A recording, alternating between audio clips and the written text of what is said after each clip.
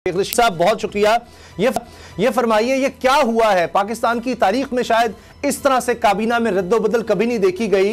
ये सब कुछ इस रिपोर्ट की वजह से हुआ। उसमें जहांगीर तरीन, खुसरो बख्तियार के नाम थे। जहांगीर तरीन साहब को हटा दिया गया टास्क फोर्स से, खुसरो बख्तियार साहब का तब्दील कर दिया गया, कलमदान और भी लोगों को, सेक्रेटरी को हटा दिया, वजीर खुराक पंजाब ने इस्तीफा दे दिया। क्या हुआ है?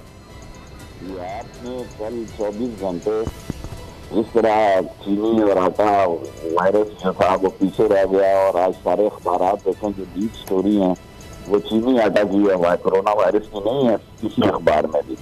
सो कुछ ना कुछ तो होना था, वो हो गया। क्योंकि जाहिर है एक गवर्नमेंट जो मुंतखब हुकूमतें होती है, इलेक्टेड हुकूमतें होती है, वो राय अमा को देखती है। आपके सारे प्रोग्रामों ने ये रिजल्ट दिए, इसमें तो ये होना ही था। सिर्फ ये ख्याल ये था कि 25 तारीख के बाद होगा या पहले हो जाएगा। तो इसमें ये तब्दीलियां हो गई जो अब आपके सामने।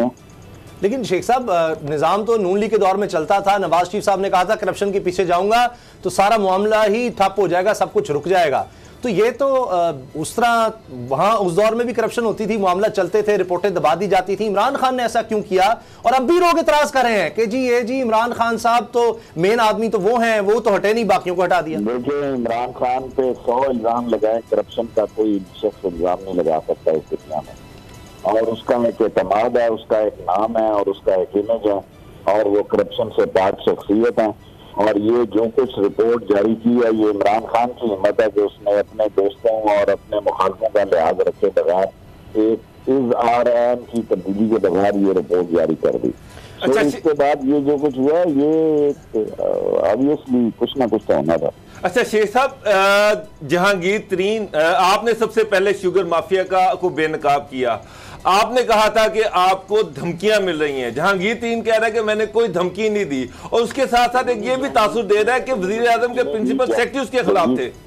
देखिए, मैं तो जहांगीर तरीन इस सिस्टम का हिस्सा थे, और इस सिस्टम का हिस्सा है।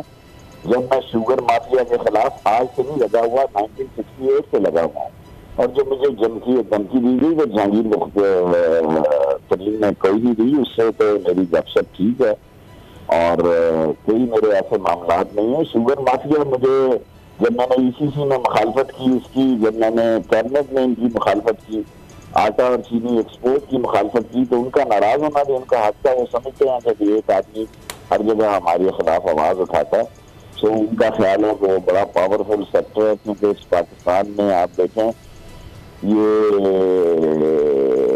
ऑडिबल ऑयल वाले, फ्लोर वाले, शुगर वाले, आप्तमा वाले और ये बिजली वाले, ये जो सारे लोग हैं ये बड़े सारे एक ही हैं, सबकी एक ही पार्टी है।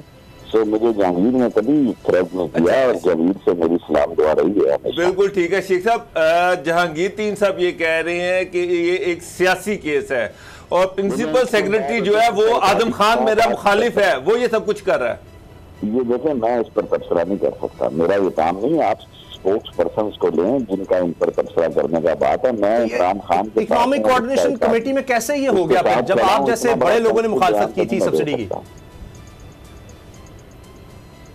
हेलो जी शेख साहब, इकोनॉमिक कोऑर्डिनेशन कमेटी ने इसकी सब्सिडी की इजाजत और एक्सपोर्ट की इजाजत कैसे दे दी? आप जैसे लोगों ने मुखालफत की थी और लोगों ने भी की थी, तो उसमें ये सूबे से हुई है। ये आप, मैंने कैबिनेट का रिकॉर्ड भी आप निकलवा लें। मैंने प्राइम मिनिस्टर को कहा कि ऐसी खबरें आ रही हैं कि वो सूबे से ले गए हैं, सूबे से वो सब्सिडी ले गए हैं। मरकज में ऑफिस चीफ नहीं था, ये गलत सारे चैनल तबसरा कर रहे हैं।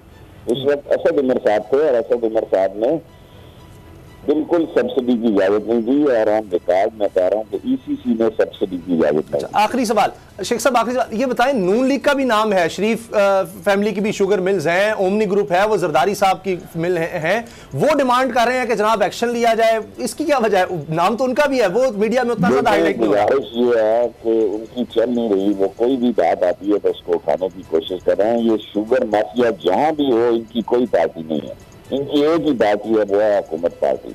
पहली दफा हुक्मरान पार्टी ने इसका नोटिस लिया, और उस नोटिस लेने में मैं समझता हूँ मीडिया ने भी बड़ा काम, इस रिपोर्ट को प्राइम मिनिस्टर ने सबसे पहले इसको आग किया, या प्राइम मिनिस्टर की तरफ से जब इसकी बात हुई, तहकीकात की, तो मीडिया ने भी इसको बड़ी कवरेज दी। उसके बाद ये सारे हालात बन गए। तो अब हुकूमत को खतरा तो कोई नहीं है इसके बाद? इतने 50% लोग शुगर से रिलेटेड है असेंबलियों में।